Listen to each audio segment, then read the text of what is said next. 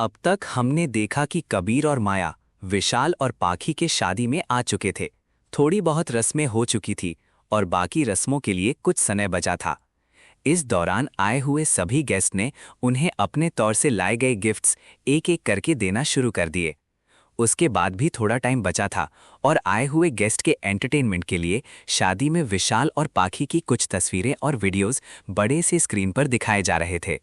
उन फोटोज को देखकर सभी को यही लग रहा था कि दोनों एक दूसरे से कितना प्यार करते हैं। दोनों की आंखों में एक दूसरे के लिए प्यार साफ साफ देखा जा सकता था। वहीं सबकी तारीफें और ऐसी बातें सुनकर पाखी तो सातवें आसमान पर थी और विशाल का मूड भी थोड़ा ठीक हो गया था। वो भी अच्छे तरीके से खुश हो ही पाए थे कि अचानक स्क्रीन पर कुछ ऐसी तस्वीरें आने लगी जिसके बाद जो हंसी मुस्कुराहट उनके चेहरे पर थी वो अचानक उड़ गई। और जो लोग थोड़ी देर पहले उनके तारीफों के पुल बांध रहे थे, अचानक उनका मुंह खुला का खुला रह गया। दरअसल बड़ी सी स्क्रीन पर जहां थोड़ी देर पहले विशाल और पाखी की प्यारी प्यारी फोटोज चल रही थी, वहां अचानक पाखी की किसी और के साथ इंटीमेट होते समय, किस करते समय की बहुत सारी फोटो एक के बाद एक वहां पर चलने लगी। और इन फोटोज की खास बात ये थी कि वहां पर सिर्फ एक तो नहीं, बहुत सारे लड़कों के साथ अलग अलग फोटोज थी। वहीं उन फोटोज पर डेट भी मेंशन थी।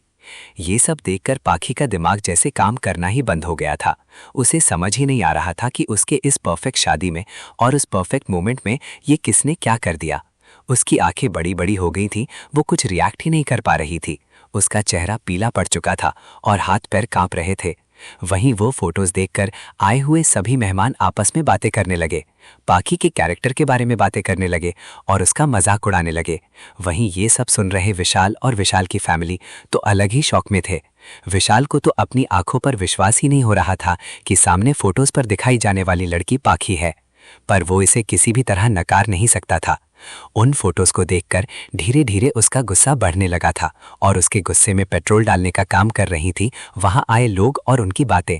वो गुस्से में पाखी की ओर देखता है। उसका दिमाग अब किसी भी समय फट सकता था।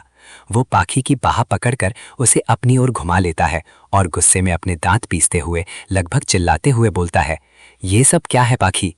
उसके ऐसे खींचने पर पाखी अपने शौक से बाहर आती है और हड़बड़ाते हुए अपनी आंखों में आंसू लिए उसके हाथों को पकड़कर अपने नकली मगरमच्छ वाले आंसू बहाते हुए कहती है, विशाल हनी, मेरा विश्वास करो, ये मैं नहीं हूँ। किसी ने ये फोटोज एडिट करके यहाँ पर दिखाया है। हमें एक साथ देखकर शायद कोई खुश नहीं है, इसीलिए वो ये सब कर रहा है। मैं तुम्हें बता रही हूँ, ऐसा कुछ नहीं है। ये सब बस एक झूठ है। मैं सिर्फ और सिर्फ तुमसे प्यार करती हूँ, सिर्फ तुमसे, और हमारे प्यार की निशानी तो हमारे पास है ना। ये कहकर वो उसका हाथ अपने पेट पर रख देती है। विशाल को गुस्सा तो बहुत आ रहा था, पर उसे ऐसा रोता देखकर और जब उसने अपने होने वाले बच्चे के बारे में सुना तो वो अपने गुस्से को शांत करने की कोशिश करने लगा। पर शायद आज विशाल का दिन अच्छा नहीं था। तभी अचानक मेन एंट्रेंस की तरफ से किसी के चलने की आवाज आती है। सबने उस ओर देखा तो लगभग 5 लोग वहां पर आ रहे थे। वो सभी 30-35 साल के होंगे और दिखने में ही काफी अमीर लग रहे थे। सभी उनको देखकर शॉक हो गए थे क्योंकि ये वही थे जिनकी फोटोज अभी पाखी के साथ उन्होंने देखी थी। उनमें से सबसे आगे एक फॉरेनर बंदा चल रहा था। वो आगे आता है और पाखी को अपनी तरफ घुमा लेता है और उसके दोनों हाथों को पकड़कर कहता है, पाखी, ये तुम क्या कर रही हो? तुमने तो कहा था तुम मुझसे प्यार करती हो और मुझसे शादी करना चाहती हो, इसीलिए तो तुमने मेरे साथ रात बिताई थी और अब तुम यहाँ किसी और से शादी कर रही हो। और फिर वो पाखी के पेट पर हाथ रखकर कहता है, कम से कम तुम्हें हमारे होने वाले बच्चे के बारे में तो सोचना चाहिए था। उसे उसके असली पिता का प्यार और नाम मिलना चाहिए था, लेकिन तुम मुझे धोखा देकर किसी और को मेरे बच्चे का बाप बनाकर शादी कर रही हो। वो ऐसी ही बातें वहां आए लगभग सभी लड़के कर रहे थे। उन सबका दावा था कि पाखी के पेट में पल रहा बच्चा उनका है, मतलब बच्चा एक और बाप कितने पता नहीं।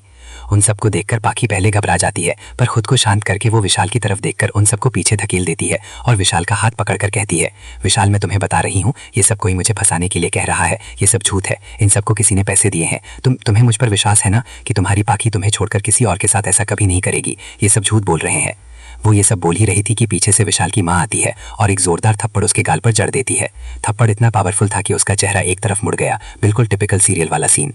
फिर विशाल की माँ पाखी के चेहरे को अपने हाथ में कसकर पकड़ती है और उसे गंदी तरीके से सुनाते हुए कहती है, तू घटिया बाजारू औरत, तुझे मैंने अपने घर की बहू बनाने का सोचा? मेरे बेटे की जिंदगी में उसकी पत्नी और हमारे घर में हमारी बहू बनकर तुझे लाने के लिए मैंने क्या कुछ नहीं किया, और तूने क्या किया? अरे क्या कमी रह गई थी मेरे बेटे के प्यार में?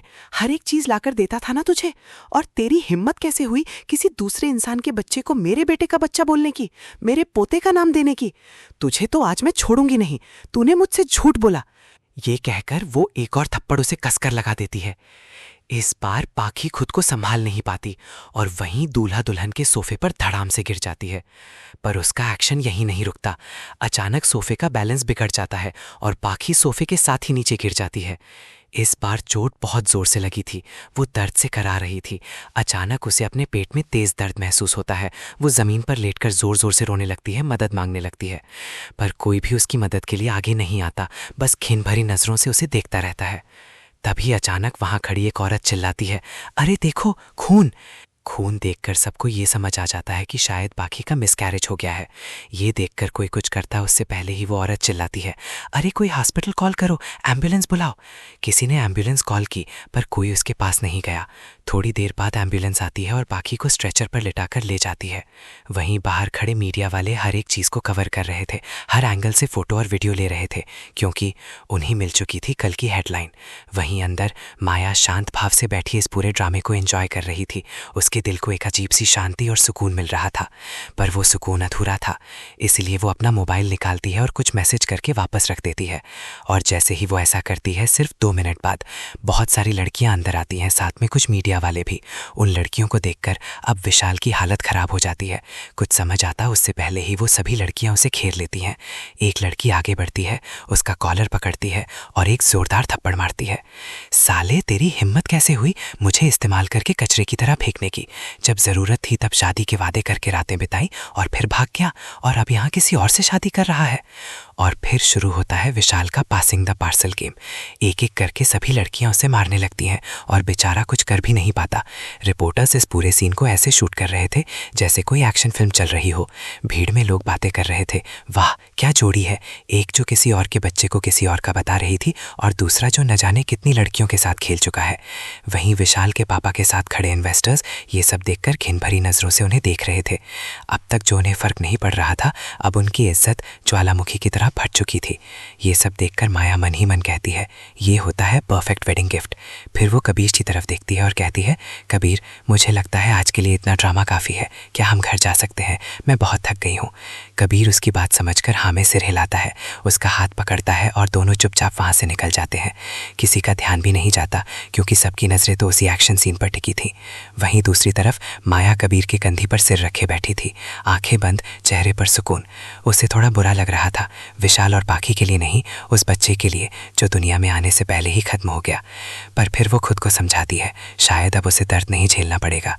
वो आंखें बंद करके अपने पिछले जन्म के बारे में सोचती है, जब वो कबीर को छोड़कर विशाल के पास गई थी और कैसे विशाल और पाखी ने मिलकर उसे जहर जैसी दवाइयाँ दी थी जिससे वो कभी माँ नहीं बन सकती थी।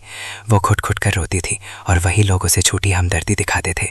सच्चाई जानकर उसका दिल टूट गया था, पर तभी उसे अपने सिर पर किसी का हाथ महसूस होता है। वो कबीर था जो प्यार से उसके बाल सहला रहा था। माया अपने पास्ट को छोड़कर अपने प्रेजेंट और फ्यूचर को महसूस करती है और मन ही मन सोचती है अब एक पूरी क्रिकेट टीम बनानी है। उसकी इस सोच पर उसे खुद ही हंसी आ जाती है और दिल हल्का हो जाता है। दोनों इसी तरह शांति से बैठे रहते